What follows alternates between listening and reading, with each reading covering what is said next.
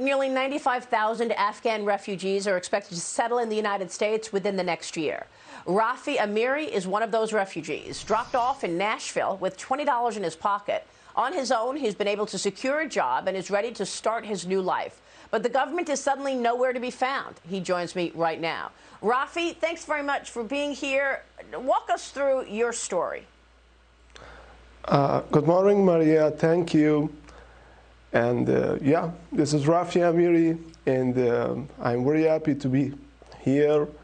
And thanks for all the U.S. military members for their service. So I'm here because of them.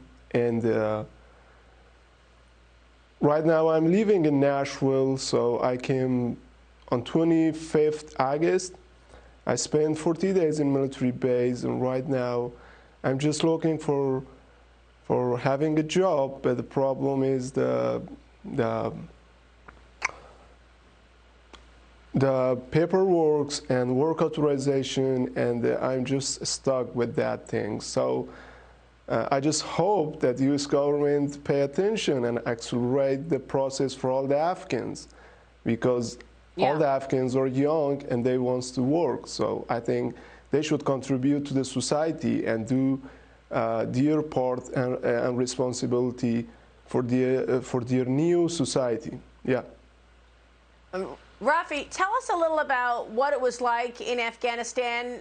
We continue to see stories and reports of trained Afghan spies and soldiers left behind after the botched withdrawal, and now they have joined ISIS. There are reports that there's a feeling among terrorists that jihad has won, America has lost, and they want to join the fight. Do you think that's true? So actually, in my opinion, it's too hard to say it's true or false, but as we know in Afghanistan right now, after the collapse of Afghan government, so right now the Taliban took the control of Afghanistan, and there is an economic crisis.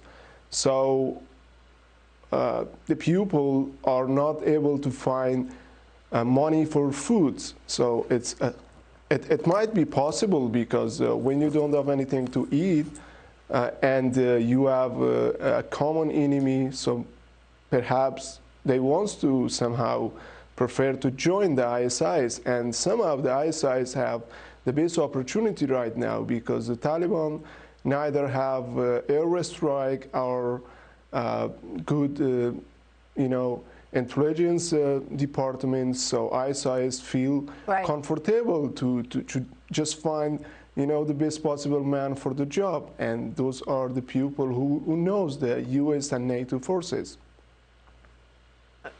Rafi, before you go, real quick, can you tell us a little about the Taliban and how they are leading in Afghanistan? Before you left, what did you see in terms of Taliban and its treatment of women, its treatment of overall governing?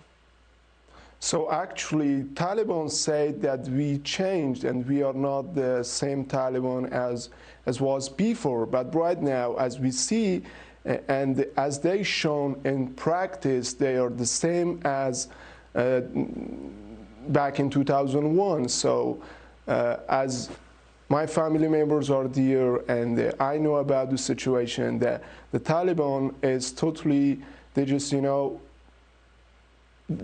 didn't do something in practice to show they are willing to do something big or something. They just care about their staff and religious things. They don't care about the people, about the women's rights, about the freedom of media, and about being a free man. They don't care.